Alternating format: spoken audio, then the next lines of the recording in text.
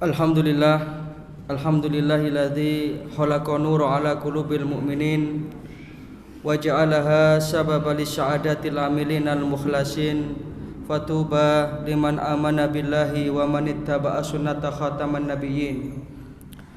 Asyhadu an la ilaha illallah wahdahu la syarikalah al-maliku haqqul mubin wa asyhadu anna Muhammadan abduhu wa rasuluh shadiqul wa'dil amin.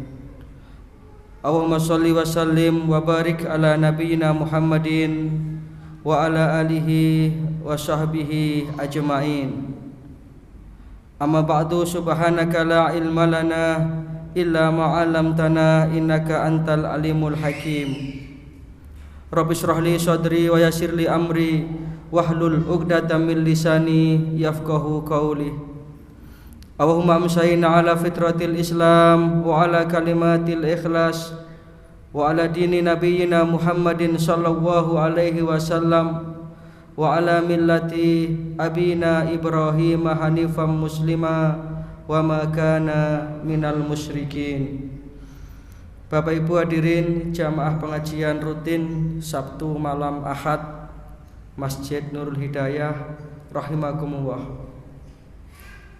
Pertama, dari hati yang paling mendalam, marilah kita senantiasa mengaturkan rasa syukur kita, rasa terima kasih kita kehadirat Allah Subhanahu wa taala atas segala nikmat dan karunia yang telah diberikan kepada kita sekalian, sehingga pada malam hari ini kita masih bisa hadir di masjid kita tercinta ini untuk menunaikan ibadah sholat berjamaah dan kita lanjutkan dengan thalabul ilmi.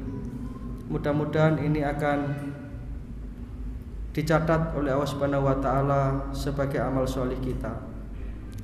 Yang kedua, sholawatullah wa salamuhu, mudah-mudahan senantiasa tetap terlimpah kepada junjungan kita baginda Rasulullah sallallahu alaihi wasallam. Para jamaah rahimakumullah, kita lanjutkan kajian tauhid kita dengan mengambil rujukan kitab Al-Qawaidul Arba' atau 4 kaidah di dalam memahami kesyirikan, sehingga diharapkan kita bisa mendapatkan satu pemahaman yang utuh untuk bertauhid yang benar. Karena memang tauhid ini pondasi keberagamaan kita. Jejeg napa mboten keberagamaan seseorang itu tergantung tauhidnya. Maka ini perlu dikaji secara mendalam dengan tentunya mengambil rujukan dari Al-Qur'an dan sunnah beliau Rasulullah SAW. Kita sampai pada kaidah yang ketiga, Al-Qaidatus Salisah. Kaidah yang ketiga, annan nabiyya sallallahu alaihi wasallam dhahara ala unasin mutafarriqina fi ibadatihim. Adalah Rasulullah sallallahu alaihi wasallam itu memerangi orang-orang yang mereka itu al-mutafarriqina fi ibadatihim.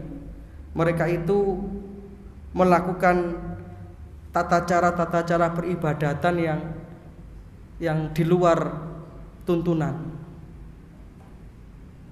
Kalau ada kata-kata memerangi di sini, jangan diasosiasikan Rasulullah itu kemudian secara ekstrim memerangi dalam artian fisik, bukan, Pak. Islam itu jelas agama damai. Yang dimaksud adalah membenarkan penyimpangan-penyimpangan peribadatan mereka supaya kembali kepada kemurnian tauhid. Supaya ya ayyuhan nasu ubudu rabbakumul ladzi khalaqakum. Wahai manusia, yang berhak kamu sembah itu ya hanya Tuhan yang menciptakan kamu, dan itu adalah Allah. Di sini banyak sekali peribadatan yang dilakukan oleh orang-orang yang kafir, orang-orang yang di luar Islam. Minhum, antara lain, di antara mereka ada yang may ya'budu syamsa wal qamara. Ada yang menyembah matahari dan bulan. Waduh, roto wis. Ada yang menyembah matahari dan bulan.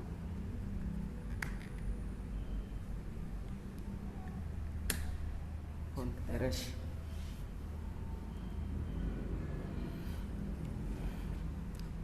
Dalilnya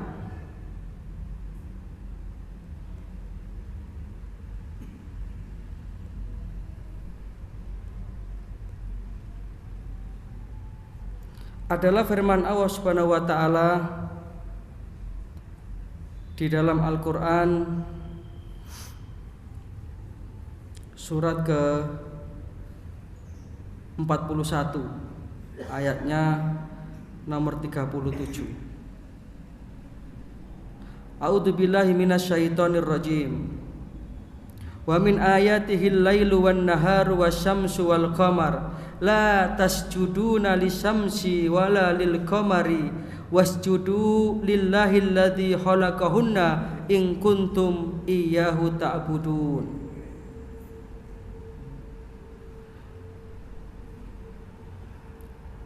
Di antara tanda-tanda kekuasaan Allah, wa min ayatihi adalah al-laili wan nahar, adanya siang dan malam.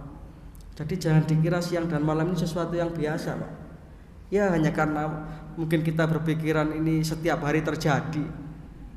Coba apa jenengan pernah membayangkan, pernah memikirkan siapa yang mengatur malam dengan siang itu demikian teraturnya, pergantian siang dan malam. Andai kata kemudian matahari itu tidak diterbitkan oleh Allah Subhanahu wa taala 2 hari saja,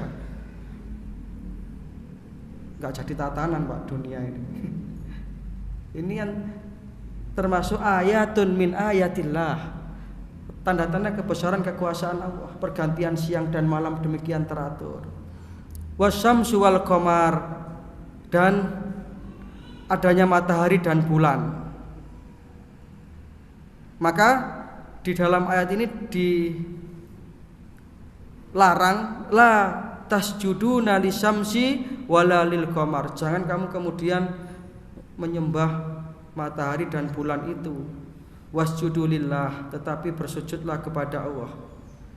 Alladzi khalaqahunna, yakni zat yang menciptakan keduanya, menciptakan matahari dan bulan. Sampai sekarang pun kan masih ada golongan orang yang menyembah matahari. Di Jepang itu ada agama namanya agama Shinto, itu menyembah matahari. Ini termasuk peribadatan yang diperangi oleh Rasulullah, yang dikembalikan kepada tauhid yang sebenarnya, yakni hanya menyembah kepada Allah Subhanahu wa taala. Kemudian ada di antara mereka wa minhum may ya'budul malaikah, ada yang menyembah malaikat. Nah, kan macam-macaman. Maka kalau melihat penjelasan ini, Pak, kita demikian bersyukurnya. Kita oleh Allah Subhanahu wa taala diberikan hidayah iman, ini sesuatu yang sangat luar biasa. Orang-orang yang ditunggoni Rasulullah saja tidak semuanya beriman. Bahkan Abu Jahal, Abu Lahab yang secara nasab itu merupakan pamannya Rasulullah. Bahkan Abu Thalib yang mencintai Rasulullah itu aja tidak diberi hidayah iman. Kita ini dengan Rasulullah itu jaraknya 1400-an tahun. Tidak pernah bertemu beliau, tapi alhamdulillah. Dan ibadah kita pun mengikuti ibadah yang dituntunkan oleh Kanjeng Nabi. Tidak ada tempat di antara kita yang menyembah matahari, menyembah malaikat.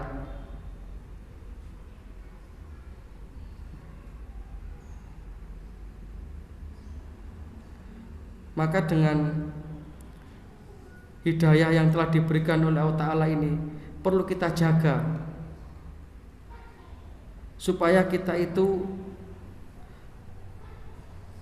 nanti bisa mengakhiri kehidupan kita ini dengan tetap membawa kalimat la ilaha illallah. Salah satu cara menjaganya ya dengan ngaji seperti ini, Pak. Jadi ada di antara manusia itu yang menyembah malaikat. Surat ke-34 ayatnya 41. A'udzubillahi minasyaitonir rajim.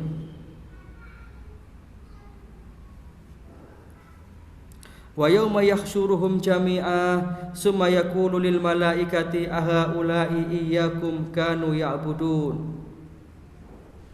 Dan ingatlah ketika Allah Subhanahu wa taala mengumpulkan mereka semuanya, kemudian Allah berfirman kepada para malaikat, ahaula'i iyyakum kanu ya'budun, apakah mereka ini yang dahulu menyembah kamu? Malaikat-malaikat itu menjawab, qalu subhanaka anta waliyuna min dunihim bal kanu ya'budunal jin aksaruhum bihim mu'minun. Boten Gusti, sesungguhnya Engkau Maha Suci, Engkaulah pelindung kami. Bahkan mereka telah menyembah jin. Kebanyakan mereka beriman kepada jin itu. Nah, ini Allah bertanya kepada malaikat, malaikat itu sing biyen nyembah awakmu. Mboten Gusti niku nyembah jin niku. Artinya mereka itu menganggap bahwa jin itulah yang dianggap malaikat.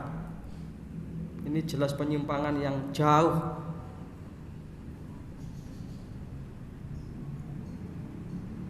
Itu penyimpangan yang kedua. Ada lagi yang mereka itu menyembah nabinya.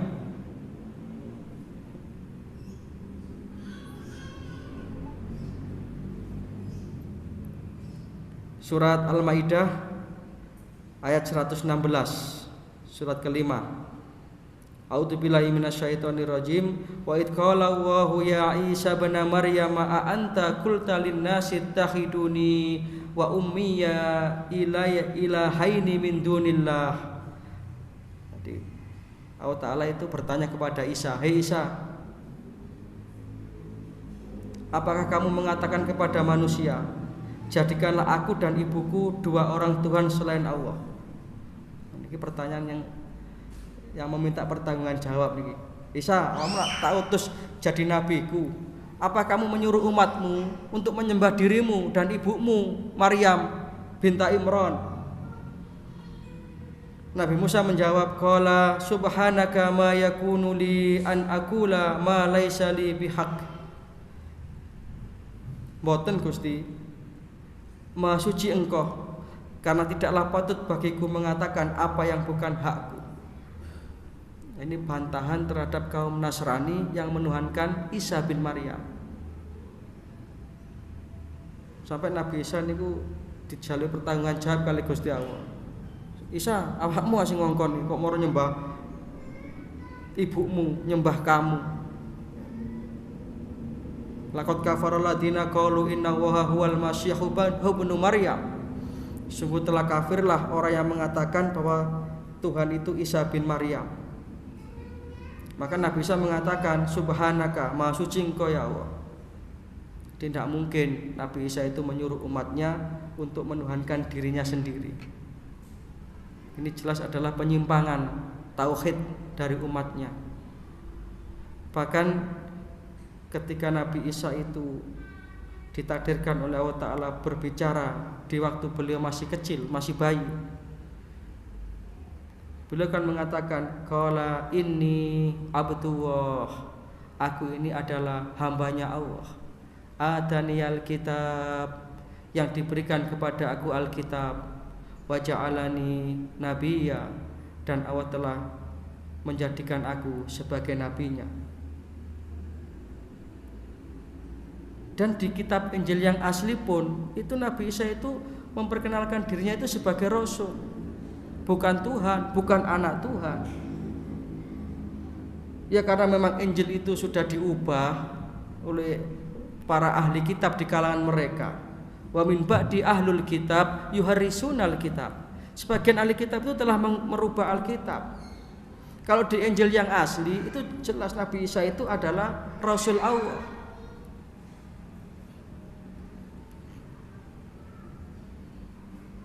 Antara lain dalam kitab Injil itu ada kata-kata jangan kamu masuk negeri orang kafir, jangan kamu pergi ke negeri orang Samaria, tetapi pergilah kamu kepada domba-domba yang sesat di kalangan Bani Israel. Ini kan menunjukkan kalau Nabi Isa ini Rasul untuk Bani Israel. Selain Bani Israel tidak punya legalitas untuk ikut beliau. Kita ini umatnya Rasulullah ya ikut Rasulullah. Stempel yang pahit ya stempelnya Rasulullah. Walaupun kita mengakui Nabi Isa itu Nabi, tapi kita tidak mengikuti syariat beliau. Kita mengikuti syariatnya Rasulullah SAW. Jadi Nabi Isa itu khusus diutus untuk domba-domba yang sesat di kalangan Bani Israel.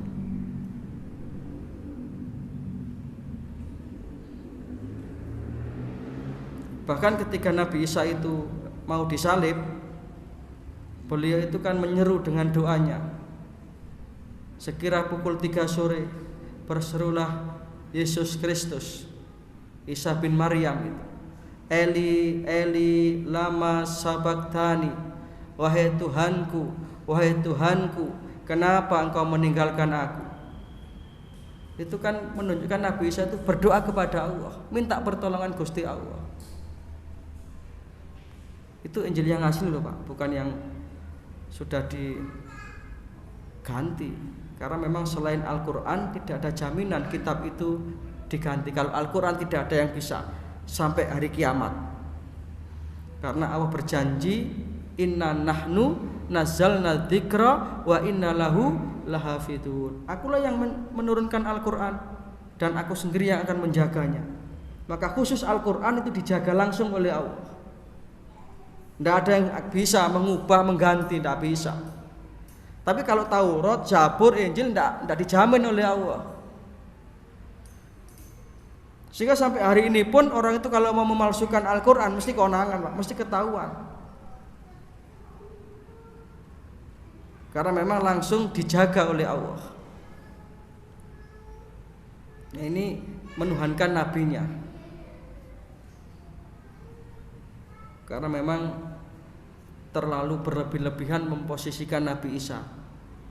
Inilah yang kemudian dikhawatirkan oleh Rasulullah kepada umatnya. Dalam sabda beliau, la tutruni kama atrotin nasara Isa bin Maryam. Kamu jangan terlalu mengagung-agungkan aku, mengkultuskan aku seperti orang-orang Nasrani mengkultuskan nabinya Isa bin Maryam. Jadi Nabi pun khawatir nanti umatnya itu terlalu mendewa-dewakan beliau. Rasulullah itu memang mulia, iya, beliau asrafil anbiya wal mursalin, imamul anbiya wal mursalin. Tetapi kemudian kalau kita mengagung-agungkan beliau di atas posisi yang sebenarnya, ini yang bahaya. Ini yang Rasulullah sendiri khawatir. Nah ini menyembah nabinya. Ada lagi agak turun sedikit grade-nya. Kalau tadi itu nabinya, sekarang orang-orang solih di kalangan mereka. Nabi ini mboten nangsal, apalagi ini orang yang biasa, tapi dianggap punya kelebihan mungkin. Ya orang itu mungkin bisa mendatangkan kesaktian. Apalagi di zaman akhir ini kan bedanya tipis antara dukun dengan kiai itu kan tipis Pak. Ya, banyak yang dukun berkedok kiai. Kemarin di Blitar itu kan juga rame. Itu kan kedoknya kedok agama, tapi ya intinya ya penipuan. Anehnya akhir zaman ini ya banyak saja orang yang kepencut itu banyak saja. Kanjeng Dimas itu, Dimas Kanjeng itu kan kiai berkedok agama. Lo anehnya itu kok yo ada saja yang ikut. Oh bisa menggandakan uang barang. Inilah diperlukan tauhid yang mantep Pak. Kalau orang yang tauhidnya mantap ya tidak akan percaya itu. Kalau dia bisa menggandakan uang, kenapa ngajak-ngajak mau digandakno dhewe po, sik sugih-sugihne dhewe. Secara akal aja enggak masuk akal itu. Ya tapi karena melihatnya tidak dengan bahasa tauhid, tidak dengan kacamata tauhid, tapi dengan kacamata nafsu dunia, ya banyak yang tertipu. Ya. Ada lagi tidak saya sebutkan namanya, ustadz yang ya memotivasi sodako itu semuanya sodako, tapi begitu sodako kok abe karena dia menjamin tidak sodako ininya selesai urusannya, mari tiba gak terbukti ya dituntut. Ya karena sudah sodakonya sudah salah motivasi, motivasinya sudah motivasi dunia. Rasulullah tidak pernah mengajarkan seperti itu. Jadi kayak itu amalan akhirat tapi tujuannya dunia, itu kan bahaya Pak. Itu sama dengan menukarkan sesuatu yang mahal untuk sesuatu yang murah. Ini pada kalau dodol sepeda motor gitu ke helm nih Pak. Lah ndak sombut ya. Karena sudah salah dalam meniatkan ibadahnya itu. Yang saya misalnya, saya tidak mengatakan ini salah, tapi ini perlu kita pikirkan bersama. Kadang-kadang banyak orang itu yang melaksanakan sholat duha dengan tujuan untuk melancarkan rezeki.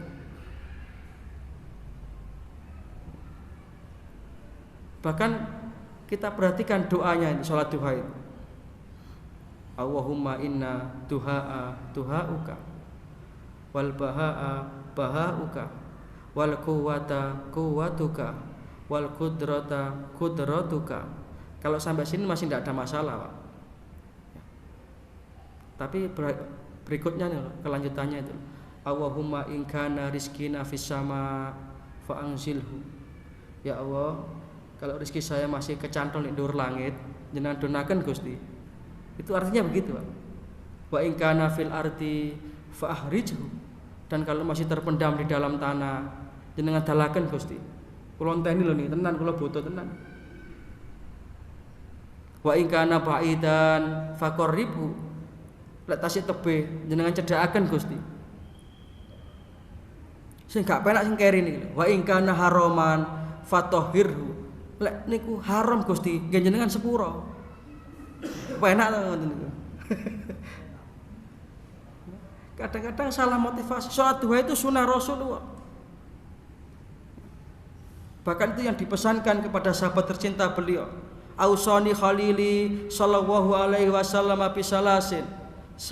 Sahabatku kekasihku Rasulullah itu berpesan kepada aku 3 hal. Yang pertama siyamu salasati ayamin min kulli syahrin. Hendaknya tidak meninggalkan puasa 3 hari dalam setiap bulan. Puasa ayamul bid itu 13, 14, 15 setiap bulan-bulan qamariyah. Wa raq'atai duha, dan untuk tidak meninggalkan 2 rakaat salat duha. Jadi yang penting kita lakukan duha itu karena sunnah, urusan rezeki mangke ditoto Gusti Allah. Jangan kemudian motivasi karena rezeki. Nah, salahnya kan di situ. Akhirnya ketika kita sholat duha tapi kok kemudian usaha kita masjid, waduh, sembahyang duha ini nggak jodoh rasanya.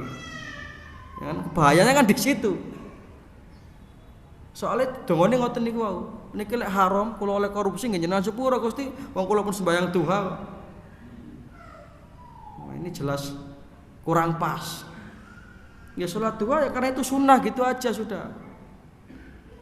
Lah sudah kita melakukan amalan yang sunnah dengan istiqomah, nanti ditata oleh Gusti Allah hidup kita itu. Yang terbaik menurut Allah, bukan menurut kita. Kadang-kadang kita ini mendikte Gusti Allah. Jadi kan masih ingat Pak, ceritanya sahabat itu yang dalam kemiskinan dia itu bisa taat dekat kepada Allah, setiap hari itu bisa berjumpa dengan Rasulullah.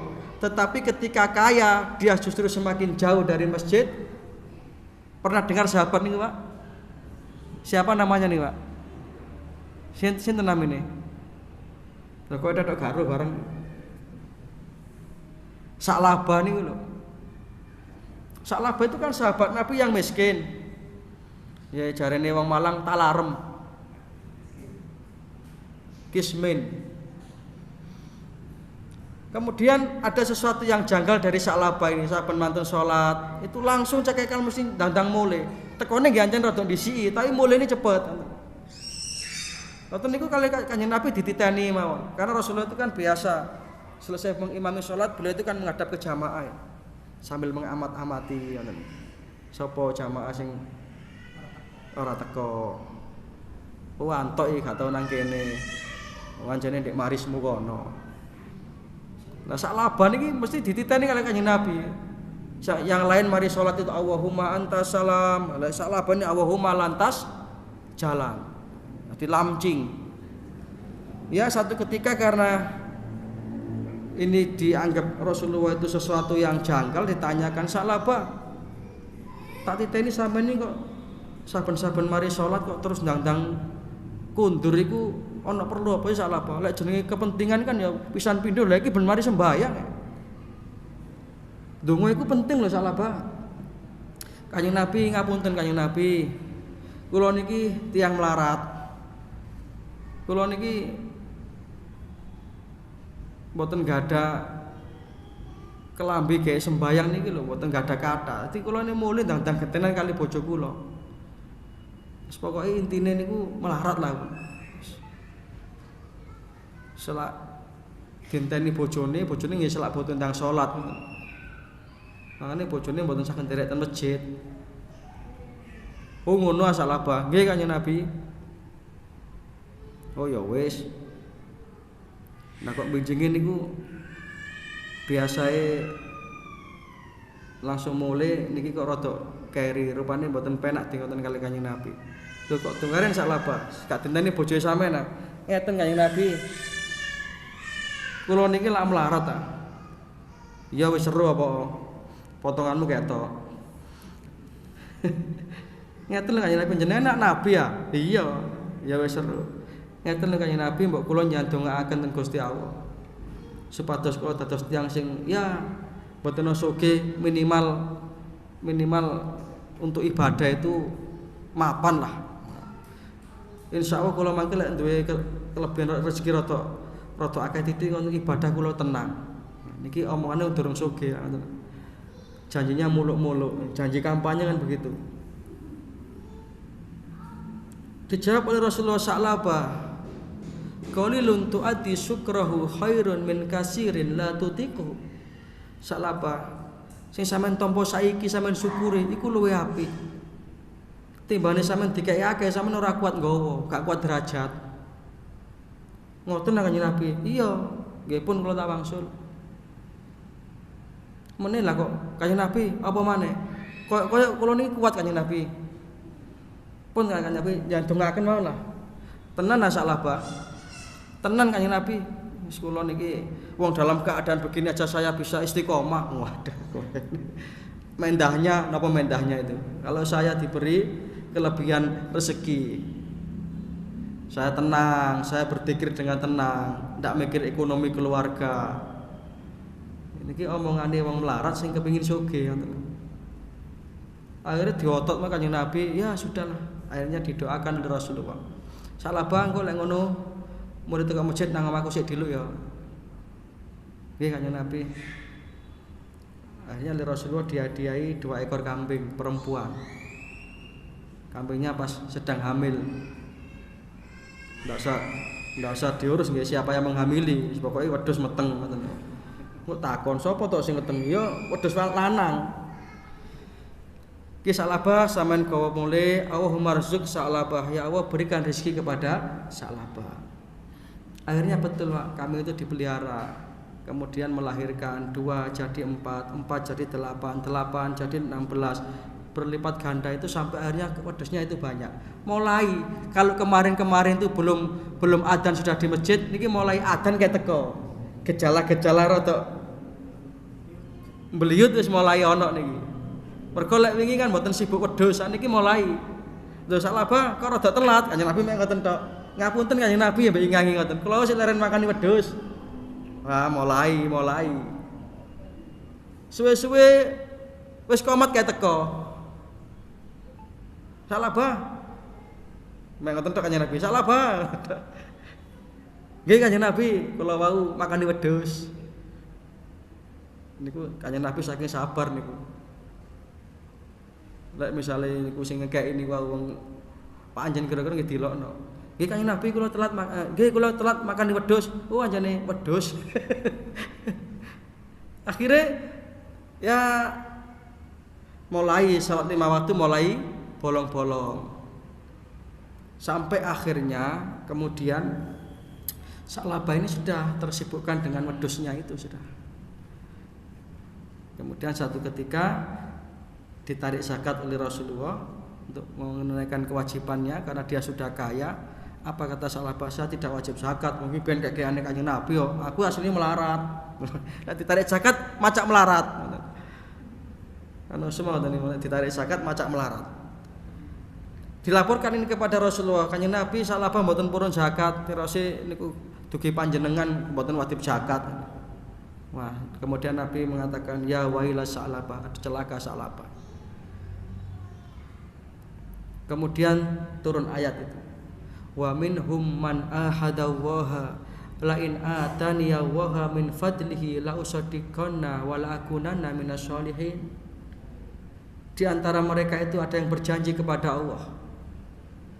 La in atani waha min fadlihi, ketika dia diberikan kelapangan rizki oleh Allah Ta'ala, mereka katanya mau memperbanyak sedekah dan menjadi hamba-hamba Allah yang soleh. Disampaikan ayat ini kepada Sa'labah. Sa'labah ono ayat tas mudun iki munine ngene iki kok nyindir sampean iki. Oh gak aku ora ngono. Nah ini. Inilah makanya di dalam berdoa itu kita pasrahkan saja hasilnya kepada kebijaksanaan Gusti Allah. Karena apa yang baik menurut kita belum tentu baik menurut Allah. Sebaliknya, apa yang menurut kita itu tidak baik belum tentu itu tidak baik. Siapa tahu di situ ada hikmahnya. Itu yang dimaksud dengan firman Allah Ta'ala, wa asa an takrahu syai'an wa huwa khairul lakum wa asa an tuhibbu syai'an wa huwa syarrul lakum. Makanya pokoknya ndonga mawon, Bang. Karena ndonga niku perintah ngoten mawon. Tidak usah kita mendikte bentuknya, tidak usah kita dikte waktunya, kita pasrahkan kepada Allah. Karena Allah itu yang maha bijaksana. Kadang-kadang nek ndonga detail, dikte Gusti Allah. Gusti kula di rezeki 10 juta lho Gusti, benjing Gusti kula boto tenan. Saestu Gusti. Kula nek mboten jenengan paringi 10 juta Gusti, kula tak presik mawon seminggu kula. Katik boikot barang ngoten niku. Jare malaikat, ndongamu ora genah.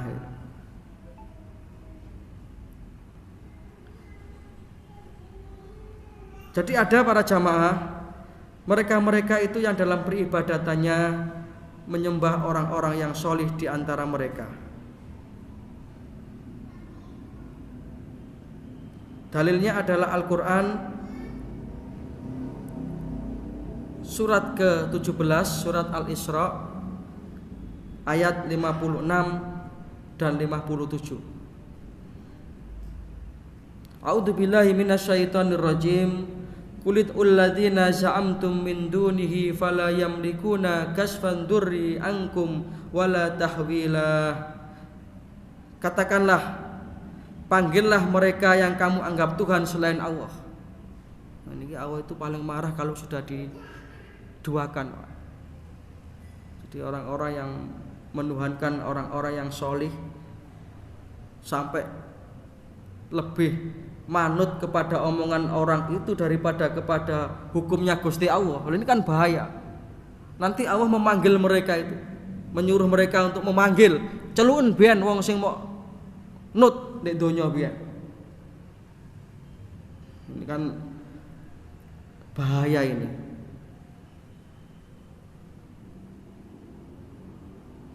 Maka mereka tidak akan mempunyai kekuasaan apapun. Mereka itu sebenarnya tidak bisa menghilangkan mudarat, tidak bisa mendatangkan manfaat. Kenapa kok kamu menyembah mereka? Pak, ini disebutkan dalam Al-Quran. Ini mesti ada. model orang yang kayak begitu itu mesti ada. Kita menghormati ulama jelas, iya. Tetapi mengkultuskan ini yang tidak boleh, Pak. Jangankan ulama, kepada nabinya saja tidak boleh. Dan fenomena seperti ini ada, maka diperingatkan dalam Al-Quran. Dan ini yang diperangi oleh Rasulullah SAW agar manusia itu kembali kepada kemurnian tauhid yang semurni-murninya. Dan memang nyatanya ada itu nanti di pengadilan akhirat Allah mengatakan celuk niku wong biyen lebih muknut timbangane aku.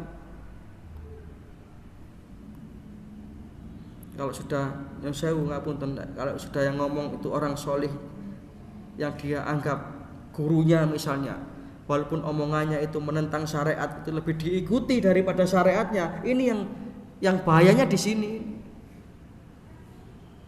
Makanya kita yang disuruh oleh Rasulullah itu mengikuti ulama yang betul-betul ulama yang warasatul anbiya, yang menjadi pewarisnya para nabi. Karena memang al ulama umana ur rasul, ulama itu adalah penerusnya para rasul. Tapi kadang-kadang salah dalam mengikuti ulama ini yang bahaya. Isa nih.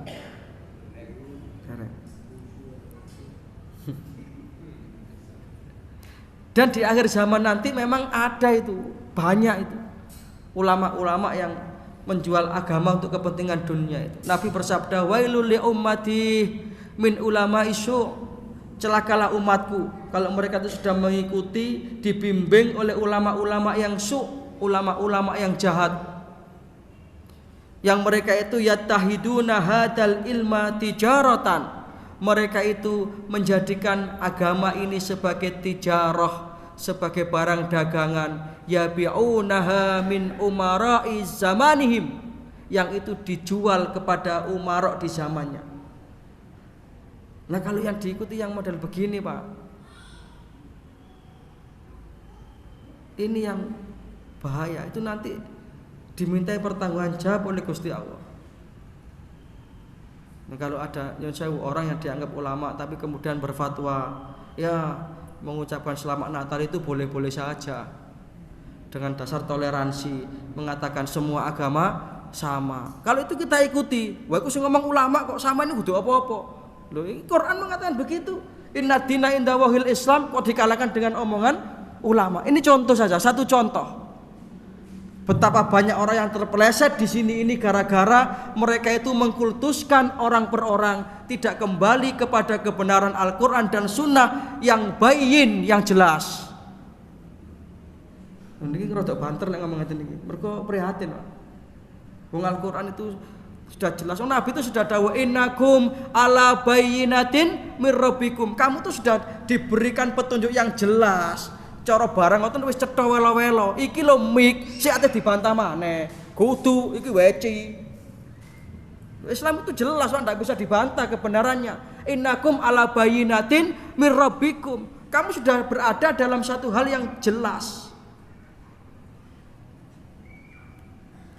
Ta'muruna bil ma'ruf wa tanhauna 'anil munkar wa tujahiduna fillah.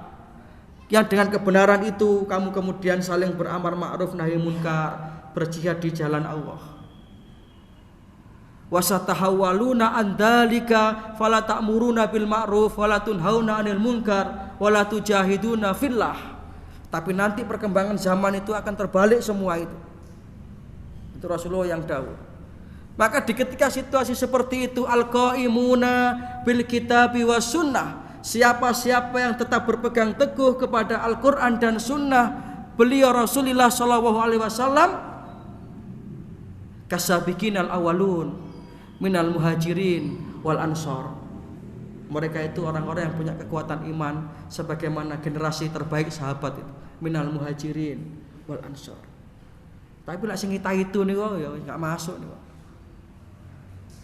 Iki hukumnya apa yai? Haram. Sak melihat yai nyemang pondoke jenengan yo makro. Dibangun kabeh yai halal didik. Lah ngaten-ngaten iki mau diikuti. Dan ini nyatanya ada. Awan nanti marah pada orang seperti ini kalau elok-ono. Maka tidak ada yang bisa mengalahkan kebenaran Al-Quran dan As-Sunnah dalam hidup kita. Ini yang harus kita ikuti. Bahasa ekstrimnya ya. Kalau semua orang mengatakan itu benar, tapi Al-Quran mengatakan itu salah, tetap Al-Quran yang kita ikuti. Ini tauhid, Pak. Ini kemantapan. Namanya mantap atau tidak mantap kan tergantung hati kita masing-masing. Apalagi di akhir zaman ini kadang-kadang sering dibelokkan istilah-istilah itu. Orang yang konsisten, yang konsekuen dengan Al-Quran dan Sunnah, memegang kebenaran ajaran Islam malah dianggap radikal, dianggap intoleran. Ini kan terbalik. Baba sudah, bah dianggap radikal, bah intoleran, biarkan sudah. Yang penting kita istiqomah dalam kebenaran. Ya memang akhir zaman kan begitu. Barang yang benar disalahkan, yang salah dibenarkan. Yang menutup aurat diurus katanya radikal, yang mengumbar aurat katanya kebebasan. Nah, ini wis mendemangan semirangan ini.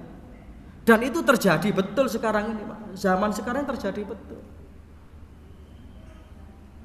Pengajian-pengajian diawasi, LGBT minta dilegalkan.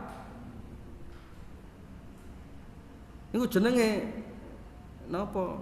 Menjual sesuatu yang napa nggih istilah yang tidak sama dengan antara casing dengan isinya. Dodol lengo babi tapi gambarnya unta. Minyak babi cap unta. Itu mengkaburkan, mengkamuflasekan kebenaran. Maka mari kita tetap berpegang teguh kepada Al-Quran dan Sunnah ini, sebagaimana pesan Rasulullah itu. Sayati ala ummati zamanun, nanti akan ada satu masa di mana ketika itu adzan isya berkumandang. Maka kita akhiri pengajian ini, mudah-mudahan ada manfaatnya. Mudah-mudahan kita senantiasa diberikan kebenaran tauhid, kita diberikan taufik dan hidayah, amal ilmu rezeki yang barokah, dan akhirnya kita meninggalkan dunia ini dengan tetap membawa iman Islam husnul khotimah. Demikian, ada kurang lebihnya mohon maaf. Kalau ada yang salah, kata yang salah, yang kasar, mohon maaf yang sebesar-besarnya. Kalau ada yang benar, semua dari Allah, dan mudah-mudahan menjadi hidayah. Nasrun minna wa fathun qarib wa basyiril mu'minin. Wassalamualaikum.